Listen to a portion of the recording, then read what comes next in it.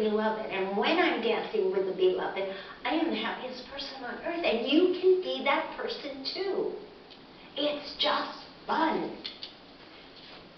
Knowing you're awake, knowing you're absolutely spiritually awake. Wow. Even if it's for a brief moment, but you collect those brief moments and you go, that felt good, that felt good, I want to do that more, I want to do that more. It's a gift. It is a gift that we receive from God. It's about not going into the stillness. See, we think we want to go into the stillness, but we don't. We want to be the stillness. Do you see the difference? Okay, I have to meditate, I have to go in the stillness. Or, I am the stillness. I am the stillness. So to grow, to evolve, to add the abundance to larger pictures, this is what life is about. Growth in life, in health, love, talent, mental clarity, compassion, all that lives within our hearts and soul is divine perfection. It's never-ending source of good. It is there for us. So to constantly grow, and then to awaken to that Christ consciousness within. I was thinking this morning before meditation, and I'm a God, Holy Mother, Holy Mary Mother, and all those good people, but I'm not like, I don't go to Jesus. I don't say, Dear Jesus. I just didn't grow that way in my thing. So this morning I was just doing prayers, and I was going, sorry, Jesus, but I think you're a great guy and all of that, but you're not my go-to. And it's all okay because it's the Christ consciousness that I've gotten from this person called Jesus and from my studies. And that understanding then makes all things possible. So greater things than I can do, the Master said. That's the truth that will set you free. When there's something that you want to do and you want to do it greater, greater things than I, you can do. Better than me. Bless you. Living in the Christ consciousness, or if you feel better, living from the highest level means we live true to our marvelous divine nature. We all are a divine spark. We have a marvelous divine nature. We're not living 2,000 years ago. We're living now. We're not waiting from the second coming because we are it. We are the Christ. It's not something out there we're waiting for. We're waiting for it for us, myself included, to discover it within us. It is within us. We're living here and we're living now, and the Spirit is waiting for us to come out of the cocoon and that we hide in and let our light shine. So I ask you then, what is it you want to experience in the inner recesses of your heart and soul? For me, it's stillness and beauty and love of spirit.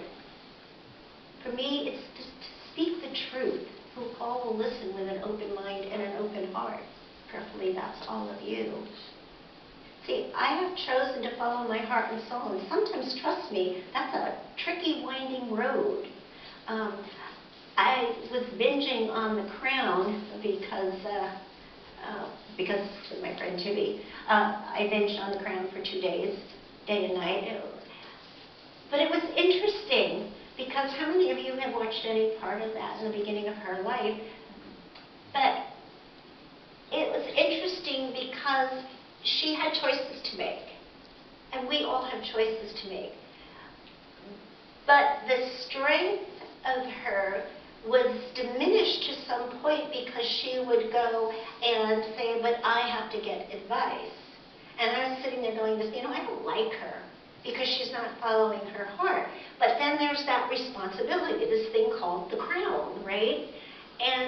But then there were all those people manipulating her to make her make choices she really didn't want to have, Queen Elizabeth.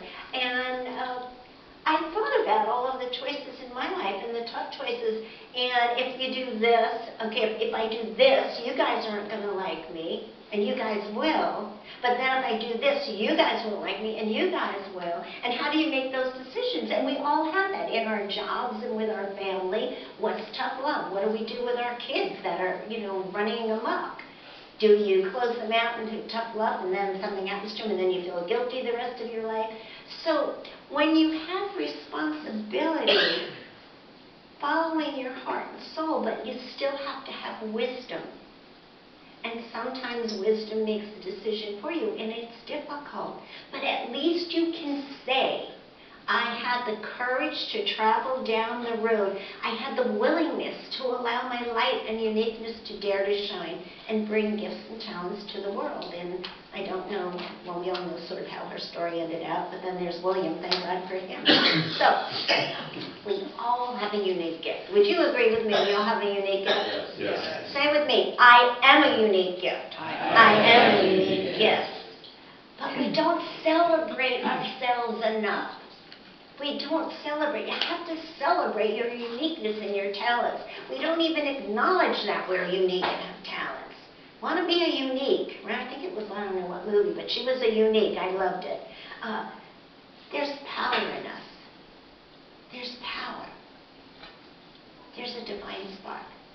There's a willingness to move forth, to reach divine potential, to discover who you are. And I don't need all this stuff, see? I'm going to tell you, I don't need it. I don't need it because it's in here. It's in here. So one of the things that I was reading this week, of course, and it was called Gratitude and the Art of Tithing, and this was not about tithing, but in it was that there's a circle, and the circle is gratitude and love and abundance and generosity, and that it all dances together in this same direction. And if you pull one of them out of it, then the circle gets smaller. And what we want to do in our lives is add more to the circle so the circle gets bigger.